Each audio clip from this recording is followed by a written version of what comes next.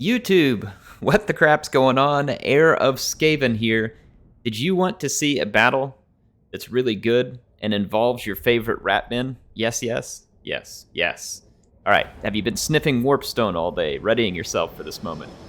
Oh, I hope the answer's no, but if the answer's yes, then you're also at the right spot. So, I've got you some awesome Rats versus Ogres action. This one was submitted on my Discord, courtesy of Ghost King, so appreciate him. And if you want to submit your own replays, I'm going to be playing some of my own. I've got to get back in the swing of things. It was just a very busy week, and I made it through release and just kind of needed a breather because I've been doing so much work on the game. But yeah, I'll be playing more multiplayer soon. I'll be getting back to the streams next week.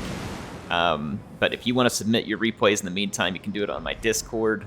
The link is in the description. We have a place for Warhammer replays.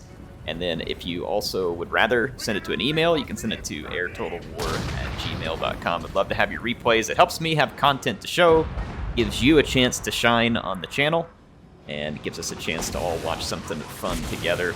And then, like I said, I'll be playing the battles while I can and when I can. We've got a standoff here that I was actually really curious to see. I haven't gotten to see some Warp Lightning Cannon versus Iron Blaster yet. The Iron Blaster is an excellent single-entity artillery. One of the things that makes it so dangerous is it can't lose guns, and it can't lose crew. And it's actually pretty darn quick for an artillery as well. It's got very nice, I say very nice range. It's not the longest range, but it's certainly decent range. It's got really powerful damage. It also does armor sundering damage. Now, as the Iron Blaster fires away at the Warp Lightning Cannon, you can see it scoring some hits. Now, the Warp Lightning Cannon, on the other hand, has anti-large attacks and armor piercing, which should be quite good in theory against the Iron Blaster. And indeed, the Iron Blaster starts to, after starting off well, it has to retreat into the forest and look for cover. Let's take a look at the armies while we're in the skirmish phase. The Ogres are coming with plenty of chaff here with their Nobblers. And then they've got a Tyrant leading the way here. He's got the snacks thing here so that he can stay full and heal while he's in combat. This passive Hex here, Arse Belcher, and some other nice stuff here. So we've also got some Ogre Bulls with dual weapons backing him up, going after infantry. That makes sense. He's got a Fire Belly, which I like against the Skaven because the Skaven are kind of low armor. So it seems like a pretty decent pick. I like the Iron Blaster in terms of trying to come from range. Its mobility also could allow it to move to safety, at least temporarily, because the Skaven can bring an absolutely punishing range contingent. Now, speaking of the rest of the Ogre army, there's a Saber-Tusk pack and 2 Crushers with Iron Fist. Now, the Crushers are on top of Mournfangs. They have a ton of damage, and they have very high armor. However, the army that they're facing up against from the Skaven is of Clan Eshin. There is going to be a lot of Death Runners and a lot of Eshin Triads. So I want to say there's 2 or 3 Death Runners and probably 4, maybe even 6 of the Eshin Triads. Looks like 5. So, yeah, looks like 5, and there may have been another one hidden out. I don't remember at the moment. The neat thing about Death Runners and Triads, as far as what can make them useful, is they have Weeping Blades, which I believe for almost 30 seconds imparts a minus 50% armor, and that is huge. It's going to really help out these Night Runner slings that are back here. And then it's also going to help in the melee as these units get in and try and tear down that very heavy cavalry. However, heavy cavalry is kind of a bane of Skaven. It has been for a long time, and it still is. And the Ogres have some of the toughest heavy cavalry in the game. Well, they have the toughest heavy cavalry in the game. The Crushers with great weapons. But, I mean, the Crushers are also very strong. They're similar, they just aren't doing anti-large damage, which, to be honest, they don't need right here. The Saber-Tusk are going to run a desperate attack here to get rid of the Warp Lightning Cannon. You can see the Iron Blaster has taken down a couple of its guns. The Iron Blaster is ultimately losing this exchange at the moment, so it's very interesting to see that exchange. And even with the pressures of the melee here, the Lightning Cannon able to get the job done. However, again, being a single entity, being relatively quick, this thing's not done yet, and it can be healed as well. So had the Ogres brought Lore the Great Maw, they could have certainly been healing the Iron Blaster and made this a very difficult time for the Lightning Cannon as well. Now, over here in the woods, you can see the Crushers kind of fleeing away, and they just about stumble into something here very unpleasant. The leader of Clan Eshin is here, so we've got Deathmaster Snitch and his very nice double assassin loadout. This is going to make him very deadly. He's got the Deathmaster Sigil, and he's going to be extremely deadly to any character that he can single out. He's difficult to spot, he moves quickly, and he can hide very easily.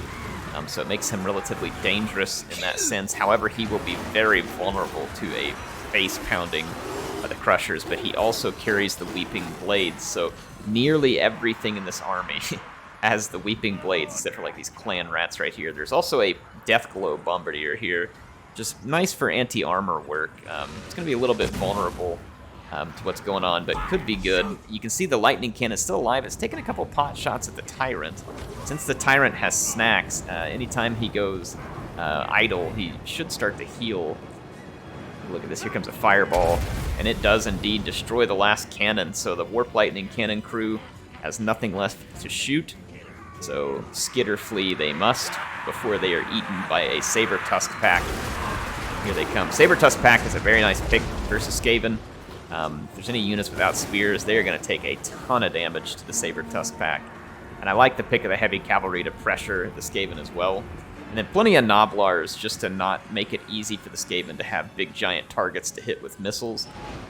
But I mean, this is definitely a matchup that can get pretty ugly for Skaven pretty quick, because the Ogres can essentially just kind of stuff the Skaven skirmishing capability by just going wide, bringing a ton of units, and just rushing the crap out of them. And here we're going to see the Ogres bringing that fight in. Although the Skaven brought some interesting units here with all the Triads and getting the Weeping Blades, I imagine that once the melee gets joined here, that this is not going to be pretty for the Skaven. They're going to have a really hard time stopping this monstrous infantry. This is something that the Skaven have always struggled with against mass. They've got to use their units to really kind of pick off key ones, then hope to hold out long enough. Now, typically a good pick against the Ogres, I would think, if you can keep it safe, is the Council Guard, which is an unbreakable Storm Vermin. Would kind of break the whole Clan Eshin theme here. Check this out. Firebelly's going to come in, the Burning Head here. Going to sacrifice quite a few of his Nobblers. He does take out a fair bit of Skaven infantry, but yeah, he definitely sacrificed 2 of his own Nobblers. Really only got that Death Runner, to be honest. But I mean, price-wise, it might still be worth it. You see the Deathglow Bombardiers, a nice thought, but this is what I was talking about, where the Ogres are going to throw that weight around. Quite literally, they got a big gut. Biggest of guts.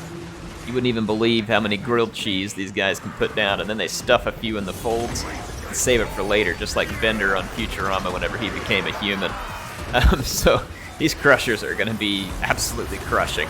There's no doubt about it. They are such a tough unit. In the meantime, this Firebelly got off on his own and found himself facing a triple assassin squad here, and he is not in good shape. And so the Crushers are going to immediately come to his aid, hope to bail him out of this, but he got beat down. Firebelly's a fairly tough character, you can see, especially with those abilities there. He can throw some damage when it comes down to it. He's really a pretty decent hybrid caster. But Snitch and his assassins really put the hurt on him. But here comes the Tyrant, both Crushers, and I believe, yeah, some Eshin Triads also came in to help out. Those Triads are going to be a pain in the butt. They're going to also have that Weeping Blade pretty much in place all the time. And they're going to do a little bit of anti-large, but where they just got pounded by that heavy cavalry. They couldn't even stick around long enough to fight. They just got utterly smashed by the Ogres. Now the assassin team's going to take off, run out of there, and live to fight another day. But like I said, you can see the Ogres are slowly but surely eliminating pretty much all of the Skaven chaff. That Iron Blaster did come back, by the way, and it kept firing. Let's go take a look at the value that it's gotten here. Yeah, 1371, not bad. Not bad at all.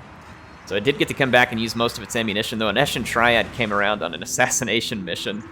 If it gets hit by the Saber Tusk pack, though, that is definitely going to hurt. But they do get in, and they're probably going to manage to assassinate that Iron Blaster. It's already fleeing. I'm surprised that Saber Tusk, well, I mean, I guess at this point it could just ignore them and make them run across the battlefield. The Firebelly became the target of the Assassin pack again, but here comes the Ogre Cavalry.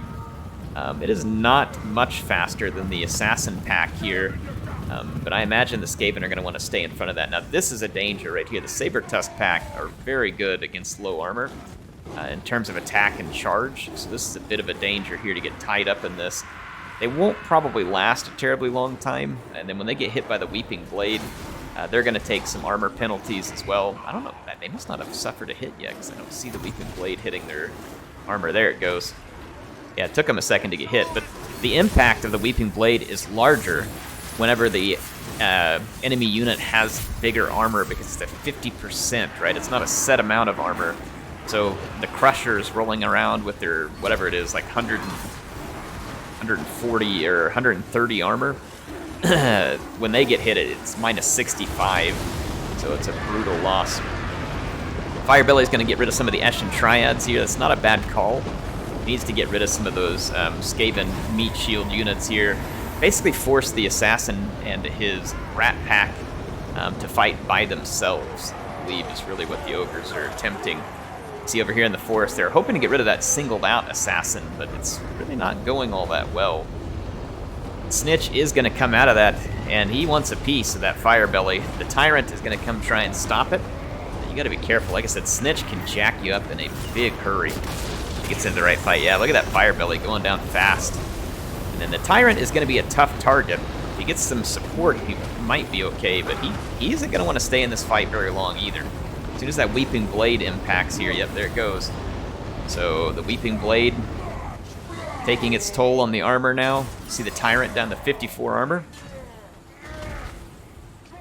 And part of that, yeah, it looks like Weeping Blade, then Assassin's Trophy. Ooh, that's brutal. Yeah, look at the melee defense down to 6. I imagine we'll see the Crushers on their way to help. This Ogre Bull's actually doing a really good job at staying alive and doing some nice damage to this Assassin who just cannot seem to finish them off. So puts the Skaven in a bit of a bad situation here. They don't want to lose that other Assassin if they're hoping to win this. See some Triads coming back in, sandwiching in with some Nobblers.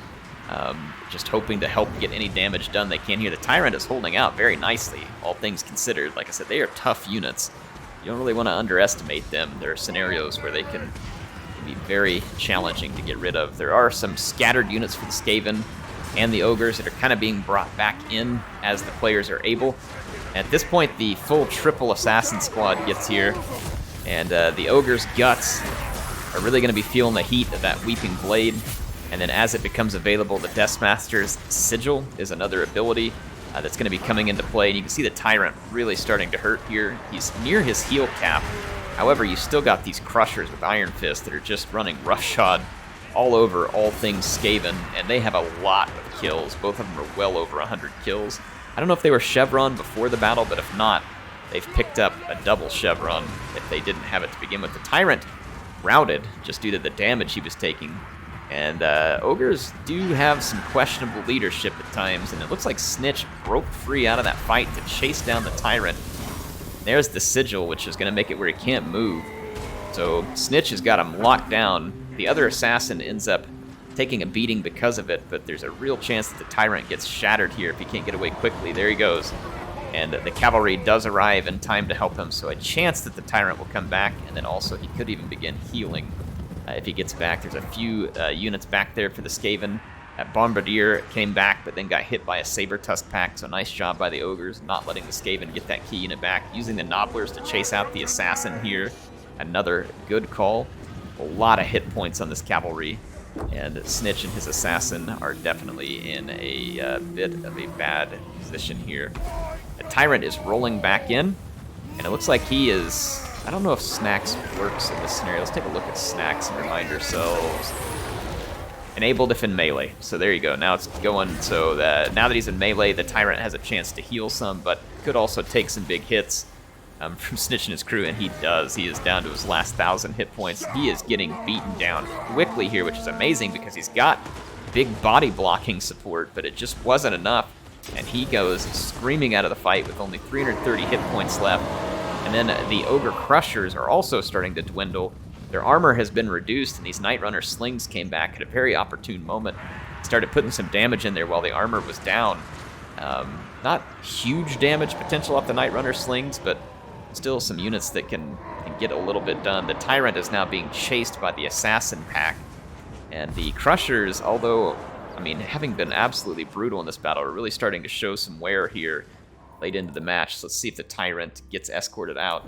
He comes back from routing right by the edge of the map, but is near immediately caught by Snitch and sent packing, and he shatters. Oh, and the kill, and so that is going to put the hurt on the leadership for the Ogres. The kill has an impact on the leadership for the enemy army. So we're going to see these Crushers probably really struggling to hold together their leadership. Look, they're already down to 38. And if they start losing combat, that could drop even quicker. Got the whirl of Weeping Blades coming in here, which killed a few of the units here in the Crushers, and that is going to make a huge difference. Power bar is starting to fade for the Ogres, and despite only having 3 units left on the battlefield, it looks like the Skaven are going to be able to pull this one off. Like I said, I do like the pick of this heavy cavalry against the Skaven. They are going to struggle with it. It's not to say that they're incapable of dealing with it, but their infantry units are just really bad at fighting this big monstrous stuff, and the Ogres are certainly a challenge for the Skaven. Again, not to say the Skaven aren't without tools, or that they don't have tools that can give the Ogres fits. Obviously, Warp Lightning cannons be very dangerous to Ogres, but I think when the Ogres get serious about just kind of putting together a rush, spreading out, and using that mass, it's going to be tough for the Skaven to hold that back. Very tough. And this was a fun fight here. I appreciate Ghost King for sending this one over. Let's take a look at some of the stats here. Snitch did excellent. He got decent value out of both of his assassins, too. These are relatively cheap units, all things considered. Not a ton out of the Triads or the Death Runners. They really got trampled on pretty hard by that cavalry. Same thing with the Slingers. The Warp Lightning Cannon, however, did quite well. Was definitely a solid investment. Let's take a look at the other side here, the Tyrant. Not a ton of value, but I mean, it was a very tough unit and was helping to rattle out of the Skaven. A lot of Skaven units are cheap. You don't necessarily get a huge value out of them. Nice value out of the Firebelly, though, here, considering that he got ambushed by that Death Squad a couple of different times. And then nice work by the Iron Blaster, despite having lost that initial combat. Pretty good value out of the Crushers here, too. They were still alive at the end of the match, although they were basically dead and fleeing, but they did pay for themselves. And that was against a lot of cheap Skaven infantry, so that gives you an idea of just how valuable they were, which is very valuable. So, fun fight. Hope you all enjoyed this one. Appreciate you, Ghost King, and you all tell me what kind of stuff you're hoping to see with multiplayer. 1v1, 2v2, domination, like break down a strategy. I mean, just give me some ideas on things you're interested in, and I will do my best to cover it. So make sure to get down there in the comments and let me know. HeirofCarthage signing out for now. I will see you soon with some more action in Total War Warhammer 3.